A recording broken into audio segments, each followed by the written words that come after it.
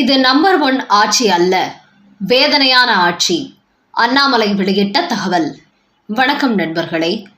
தமிழக பாஜகவின் முன்னாள் தலைவர் அண்ணாமலை வெளியிட்டுள்ள ஒரு செய்தியில், இந்தியா பாகிஸ்தானுக்கு இடையே நடைபெற்று வந்த போரில் இந்தியா போர் விதிமுறைகளை பின்பற்றி செயல்பட்டது. குறிப்பாக தீவிரவாதிகளை அழிக்க வேண்டும் என்பதே இந்தியாவின் நோக்கமாக இருந்தது.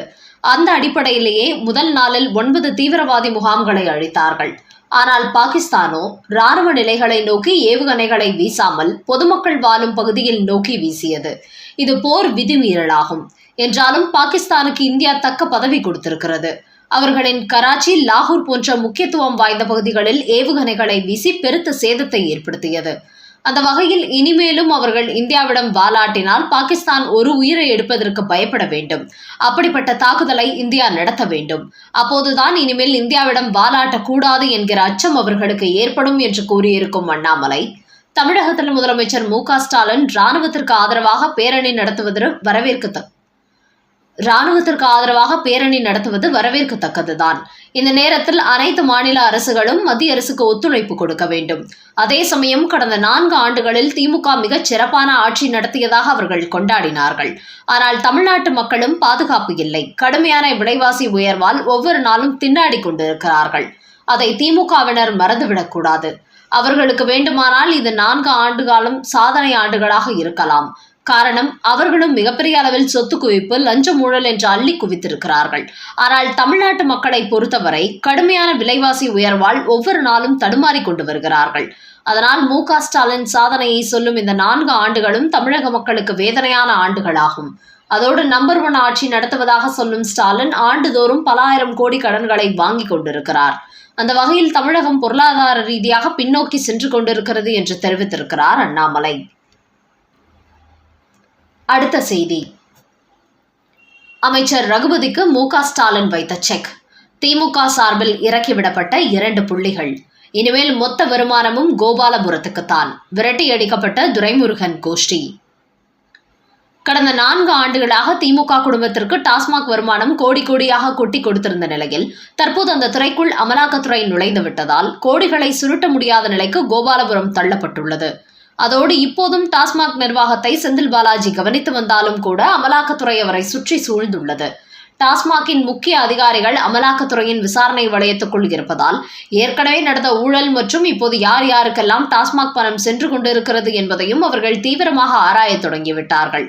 அதன் காரணமாகவே மீண்டும் டாஸ்மாகிலிருந்து கோடி கோடியாய் எடுக்க முடியாத நிலைக்கு செந்தில் பாலாஜி தள்ளப்பட்டுள்ளார். அதன் காரணமாகவே வரப்போகிற 2026 சட்டமன்ற தேர்தல் நிதியாக பல ஆயிரம் கோடிகளை இப்போதிலிருந்தே பதுக்க தொடங்கிவிட வேண்டும் என்று திட்டமிட்ட மு.க.ஸ்டாலினுக்கு புதிய சிக்கல் ஏற்பட்டுள்ளது. ஏற்கனவே டாஸ்மாக் மூலம் தாங்கள் பதுக்கி வைத்திருக்கும் பல ஆயிரம் கோடிகளையும் அமலாக்கத்துறை தட்டி பறித்து விடுவார்களோ என்கிற அச்சமும் அவருக்கு ஏற்பட்டுள்ளதாம். அதோடு திமுக குடும்பத்தை பொறுத்தவரை டாஸ்மாகில் தாங்கள் கைப்பற்றிய பணத்தை தங்கள் கையில் வைக்காமல் தங்களது பினாமிகள் நடத்தும் நிறுவனங்களுக்கு முதலீடு செய்து விட்டார்கள். இந்த பணத்தை தேர்தல் நெருங்கும் போது அவர்கள் திருப்பிக் கொடுக்க வேண்டும் என்றும் ஒப்பந்தம் போட்டுள்ளார்கள். இதனால் அமலாக்கத்துறை விசாரணையில் கோபாலபுரத்தை சார்ந்த முக்கிய புள்ளிகள் விசாரணை வளையத்துக்குள் கொண்டு வரப்பட்டாலும் இறுதியாக அவர்களின் பினாமிகள் தான் சிக்குவதற்கு வாய்ப்பிருப்பதாக கூறுகிறார்கள். அந்த அளவுக்கு எந்த தருணத்திலும் தாங்கள் இதில் சிக்கக்கூடாது என்கிற கோணத்தில் திட்டமிட்டு இந்த டாஸ்மாக் கொள்ளை நடத்தப்பட்டு வந்திருக்கிறது. இந்த நிலையில் தான் 86 வயது ஆகிவிட்ட அமைச்சர் துரைமுருகன் கனிம வளத்துறையில் மணல் மாஃபியாக்களை வைத்துக் கொண்டு கோடி கோடியாக கொள்ளையடித்திருந்தார். என்றாலும் திமுக குடும்பத்திற்கு பங்கீடு கொடுக்கவில்லை. இதுதான் மு.க.ஸ்டாலினுக்கு கடுமையான அதிர்ச்சியை கொடுத்தது. இந்த துறையின் மீது ஏற்கனவே அமலாக்கத்துறை ரெய்டு நடத்தி ஏகப்பட்ட சட்டவிரோதம் பண பரிவர்த்தனை நடைபெற்றதை கண்டுபிடித்தார்கள். என்றாலும் துரைமுருகன் அதற்கெல்லாம் அஞ்சிற ஆள் இல்லை. நான் பார்க்காத ரைடா என்கிற கோணத்தில் தொடர்ந்து மணல் மாஃபியாக்கள் மூலம் தொடர் கொள்ளையில் ஈடுபட்டு கொண்டே இருந்தார். அதற்காக சில மணல் கொள்ளை மாஃபியாக்களை கையில் வைத்துக்கொண்டு அவர் செய்து வந்த அட்டூழியம் பலத்த அதிர்ச்சியை கொடுத்தது. ஒவ்வொரு மாதமும் பெரிய தொகை பார்க்கும் அவர் தேர்தல் நிதி என்கிற பெயரில் இப்போது வரை திமுகவுக்கு எதுவும் கொடுக்கவில்லையாம். அதனால்தான் இவரை இப்படியே விடக்கூடாது என்பதனால்தான் அவர் மீது இருக்கும் வழக்கு, அமலாக்கத்துறை ரெய்டு உள்ளிட்ட பல விஷயங்களை சொல்லி தற்போது அவரிடம் இருந்த கனிம வளத்துறையை கைப்பற்றி இன்னொரு அமைச்சரான ரகுபதி இடத்தில் கொடுத்து விட்டார் மு.க.ஸ்டாலின். ஆனால் இந்த ரகுபதியும் துரைமுருகனை போன்று தனது இஷ்டத்துக்கு கனிம வளத்துறைக்குள் கோடிகளை சொல்லி எடுக்க முடியாத அளவுக்கு சரியான கிடுக்குப்பொடி போட்டிருக்கிறார் மு.க.ஸ்டாலின். இதுகுறித்து தற்போது அரசியல் வட்டாரங்களில் ஒரு பரபரப்பு செய்தி வெளியாகி இருக்கிறது. அது என்னவென்றால், அமைச்சர் துரைமுருகன் கவனித்து கனிமவளத்துறையில் ராமச்சந்திரன், கரிகாலன், ரத்னம் என்கிற 3 பேரும் தான் மணல் கான்ட்ராக்டுகளை எடுத்து வந்தார்கள். இவர்கள்தான் அரசாங்கத்தை ஏமாற்றும் வகையில் மணல் கொள்ளை சம்பந்தப்பட்ட பொய்யான விற்பனைக்கு கணக்கு காட்டி வந்தார்கள். இது மூலம் அரசாங்கத்துக்கு மிகப்பெரிய வருவாய் மற்றும் வரி இழப்பு ஏற்பட்டதாகவும் அப்போது அமலாக்கத்துறை தெரிவித்திருந்தது.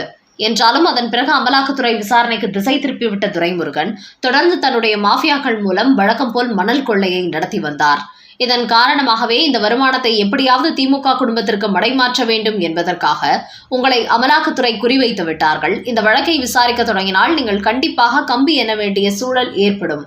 தற்போதைய உங்களது வயதும் உடலும் அதற்கு ஒத்துழைக்காது. அதனால் இந்த துறையை வேறு நபருக்கு மாற்றப் போகிறேன் என்று சொல்லியே துரைமுருகனிடத்திலிருந்து கனிம வளத்துறையை மு.க. ஸ்டாலின் தட்டி பறித்திருக்கிறார். என்றாலும் அப்படியெல்லாம் என் மீது யாரும் கை வைத்து விட முடியாது. டெல்லி அமலாக்கத்துறை அதிகாரிகளே என் கைவசம் உள்ளார்கள் என்று தடுத்து பார்த்துள்ளார் துரைமுருகன். ஆனாலும் அதை காதில் வாங்காமல் கனிம வளத்துறையை அவரிடமிருந்து பிடுங்கியுள்ளார் மு.க. ஸ்டாலின். இதனால் துரைமுருகன் மிகப்பெரிய அளவில் கொந்தளிப்புக்கு ஆளாகி இருக்கிறார். என்றாலும் ஸ்டாலின் தலையிட்டு பதவியை பறிக்கும் போது அவரால் எதுவும் செய்ய முடியவில்லை. அதையடுத்து இப்போது கனிம வளத்துறையை அமைச்சர் ரகுபதியிடம் கொடுத்திருக்கிறார் மு.க. ஸ்டாலின். இந்த நிலையில் ஏற்கனவே துரைமுருகனிடத்தில் இருந்த மணல் கொள்ளை மாஃபியாக்களான ராமச்சந்திரன், கரிகாலன் போன்றவர்கள் அமைச்சர் ரகுபதியை சந்தித்து டீல் போடுவதற்கு பேச்சுவார்த்தை நடத்தியிருக்கிறார்கள். ஆனால் இதற்கு ஒத்துக்கொள்ளாத ரகுபதி ஏற்கனவே கான்ட்ராக்ட் கொடுத்தவர்களுக்கு கண்டிப்பாக இனிமேல் கொடுக்கக்கூடாது என்று மேலிடம் எனக்கு உத்தரவு போட்டுள்ளார்கள். அதனால் முதலமைச்சர் யாரை கை காட்டுகிறாரோ அவருக்கு தான் நான் கான்ட்ராக்ட் கொடுக்க முடியும். இந்த துறையில் தனிப்பட்ட முறையில் எனக்கு எந்த அதிகாரமும் கிடையாது. முதல்வர் சொல்வதை செய்து கொடுப்பதற்கு மட்டுமே அதிகாரம் உள்ளது என்று கைவிரித்திருக்கிறார். அதையடுத்து இவர்கள் தவிர மேலும் தன்னை தொடர்பு கொண்ட இன்னும் சில மணல் மாஃபியாக்களையும் என்னை சந்திக்க யாரும் வராதீர்கள். நான் கனிம வளத்துறை அமைச்சராக இருந்தாலும் முழு அதிகாரமும் முதல்வருக்குத்தான் உள்ளது. அதனால் அவரை போய் பாருங்கள். அவர் சொல்லும் நபருக்கு மட்டும் என்னால் கான்ட்ராக்ட் கொடுக்க முடியும் என்று உறுதிப்பட சொல்லிவிட்டாராம் அமைச்சர் ரகுபதி. அந்த வகையில் கனிம வளத்துறையில் ஏற்கனவே மிகப்பெரிய ஊழல் நடப்பதாக அமலாக்கத்துறை ஆதாரத்தை கைப்பற்றிவிட்ட நிலையில் எந்த ஊழலும் வெளியில் தெரியாத அளவுக்கு விஞ்ஞான ரீதியாக ஊழல் செய்ய வேண்டும் என்று திட்டமிட்டு தற்போது இந்த கனிம வளத்துறை அமைச்சர் துரைமுருகனிடமிருந்து பறிக்கப்பட்டு ரகுபதியிடம் ஒப்படைக்கப்பட்டுள்ளது. எந்தவித ஆதாரமும் இல்லாமல் ஒரு டம்மியான அமைச்சர் போன்று தான் பதவியில் இருக்கிறார். திமுக குடும்பத்தின் பின்னணியில் இருக்கும் சில புள்ளிகள் தான் அவரை வழிநடத்துவார்கள். அவர்கள் கை காட்டும் நபருக்கு இவர் கான்ட்ராக்ட் கொடுக்க வேண்டும் என்கிற ரீதியில் தான் இந்த அமைச்சர் பதவியே அவருக்கு கொடுக்கப்பட்டுள்ளது. அதனால் 2026 சட்டமன்ற தேர்தலுக்காக பல ஆயிரம் கோடி நிதி திரட்டும் முயற்சியாக தற்போது மணல் கொள்ளையையும் திமுக கையில் எடுத்திருக்கிறது. இந்த துறையையும் டாஸ்மாகை போன்று அமலாக்கத்துறை கைப்பற்றுமா இல்லை கண்டுகொள்ளாமல் விட்டுவிடுமா என்பதை வெயிட் பண்ணி பார்ப்போம்.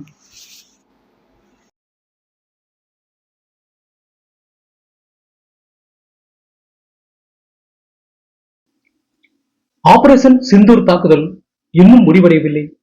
இந்திய விமானப்படை அறிவிப்பு.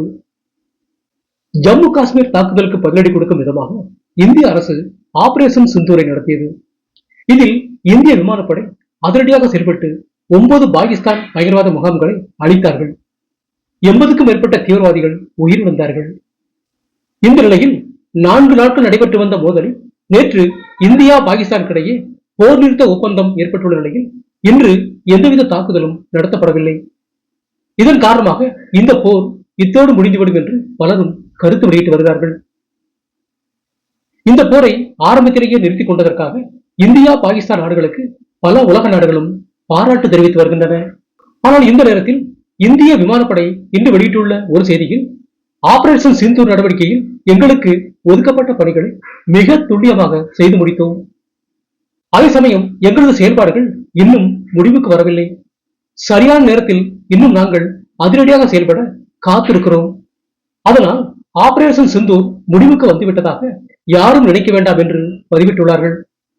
இதன் காரணமாக பாகிஸ்தானுடனான தாக்குதலை இந்தியா முழுமையாக நிறுத்தவில்லை. எப்போது வேண்டுமானாலும் மீண்டும் தாக்குதல் நடத்த வாய்ப்பு இருப்பதாகவே தெரிய வந்துள்ளது.